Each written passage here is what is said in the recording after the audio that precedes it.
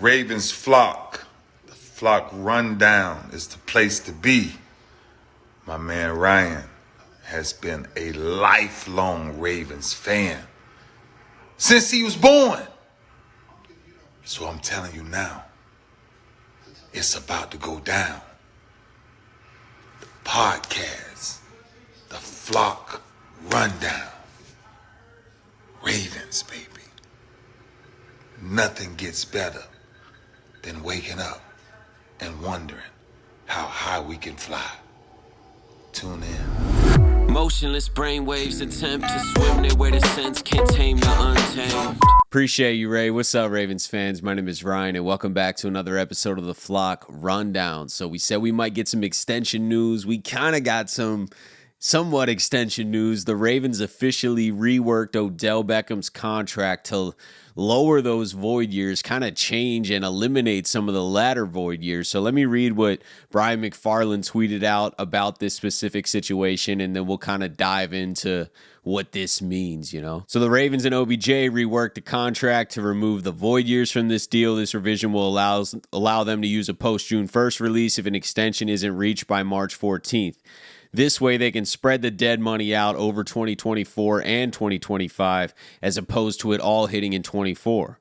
So OBJ now has a minimum salary for 2024 and a $50 million salary for 25 that becomes fully guaranteed if on the roster on March 14th. So if an extension isn't reached by then, he will be released with a post-June 1st designation so that 2.7 in dead money will count in 2024 and then 8.3 in dead money in 2025. This avoids the entire $11 million hitting next year in 2024, or this year now. And then he says, to be clear, OBJ will never see the $50 million, obviously, in 2025. It's just a trigger to force the Ravens to either sign him to an extension or cut him. By having that become fully guaranteed on the second day of the 24 league year, that allows them to use the post-June 1st designation, which can't be done before that. I don't think this move answers whether OBJ is definitely coming back or not.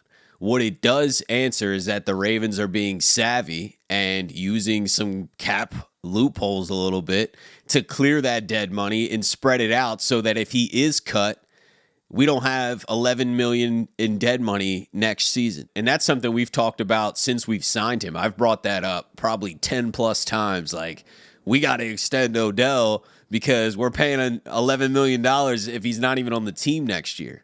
So now it would be $2 million. So now it's way less. So we do clear some cap space, kind of. You know, if Odell's not here and we cut him, then we have $2 million in dead money next year.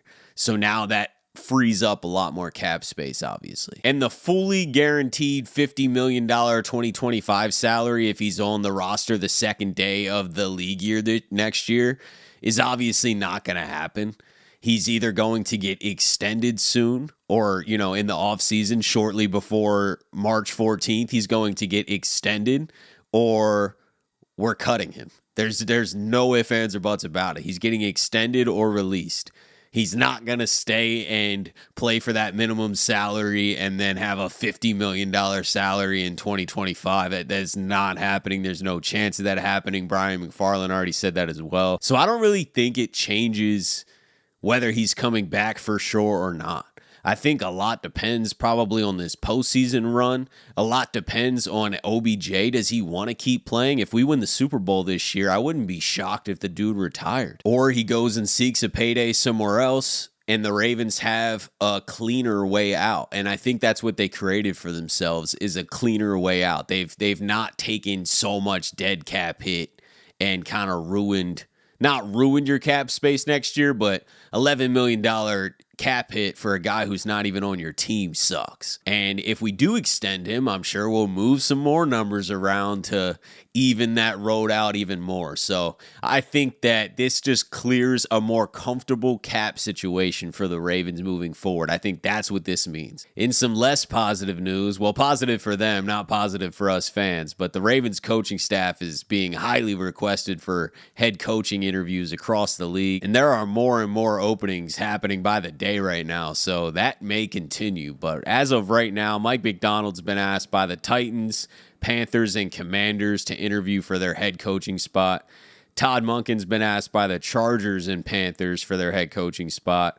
And Anthony Weaver has been asked by the Falcons and Commanders to interview for their head coaching spot. And like I said, those requests are probably just getting started, to be honest. There's a lot more head coaching opportunities. So it does suck that our coaching staff could potentially really get plucked. I think Mike Macdonald's definitely going somewhere. He seems to be highly coveted, and for good reason. I mean, what he's done with this defense is absolutely impressive, and it's a blow to our team moving forward, especially this defense, if he's not calling the defense. But if he really wants a head coaching job and the stars align in that situation and that team wants him, then congratulations to him. I don't want to root against people, even though it doesn't benefit us. It benefits Mike Macdonald drastically if that's his dream to be a head coach. So I definitely want him to be a head coach if that's what he always wanted to do.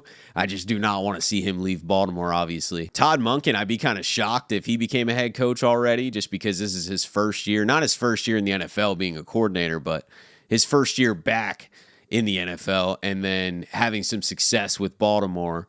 And I just, usually 1 year doesn't land you that head coaching job. I think they're just interviewing right now. I'd be shocked if he ends up getting a head coaching job, but if he does, congrats as well. I just think Mike Macdonald's definitely more in the running for that, and possibly Anthony Weaver. Teams are going to want to try and copy everything we're doing. They're probably already thinking that way, especially teams that are struggling. They want to look at the Ravens organization and pluck as many guys as you can to start a culture like that there. What they don't realize is it takes a while to start a culture like that. People don't just buy in immediately because there's no history of it.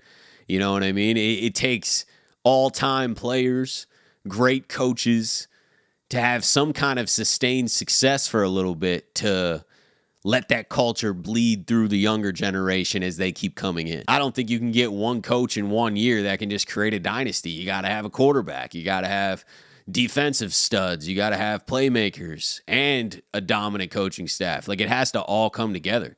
The Ravens have had John Harbaugh, but when we didn't have Lamar and we didn't have a lot of playmakers, we were struggling. Flacco was great and won that Super Bowl, but he had a lot of people around him too. Anquan Bolden, Dennis Pitta, Torrey Smith, Jacoby Jones, Ray Rice. You know, they're a great offensive line. There were many weapons. When we let go of Bolden and sent him away the following year, and we had Torrey Smith and Jacoby Jones, Flacco struggled for a while. Even when we brought in Steve Smith, we just weren't as dominant. You know, it takes more than just a coach. And speaking of Joe Flacco, obviously he's on the Browns now, and he plays the Texans this weekend in the wild card week. And there's a decent chance that if they win, that they play Baltimore next week in Baltimore. And his dad had some really interesting comments about comparing Cleveland's atmosphere in the stadium to M&T Bank. So his dad said Baltimore was incredible. His dad's name's Steve, by the way. Steve said Baltimore's incredible. They had 71,000 people every game that we were there, and it was a great atmosphere, but nothing like Cleveland. Okay. That may be true. I've never been to the Browns Stadium, but if that is the case, I think the Ravens fans need to take that very personally. I think that is, and I've heard this throughout the year. I've kind of noticed it in the past few years that the energy at M&T is a little quieter. Now, I'm not expecting that for the playoffs or anything, but growing up going to the games, you couldn't hear the person next to you. And it really hasn't been that way for the past few years. I'm not sure why. I haven't been able to put my finger on it. If you have theories of why the crowd is quieter, then please drop some comments. I mean, it can't be that we're not competitive.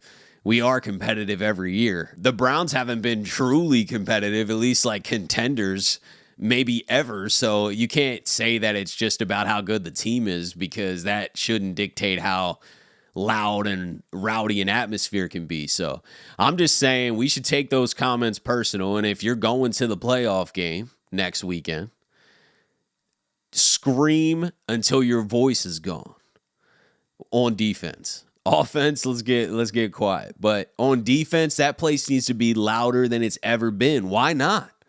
What's holding everyone back? Are people like embarrassed to yell or something? I mean, when I go to games, I'm yelling the whole time.